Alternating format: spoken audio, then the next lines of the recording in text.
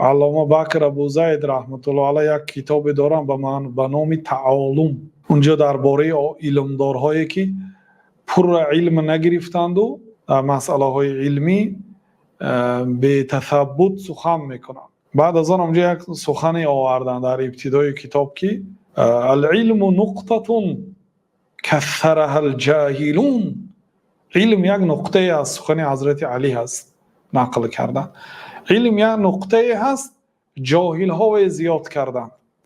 یا در جای دیگرش گفتن که اگر جاهل سخن نمیکرد اختلاف پیدا نمیشد حتی.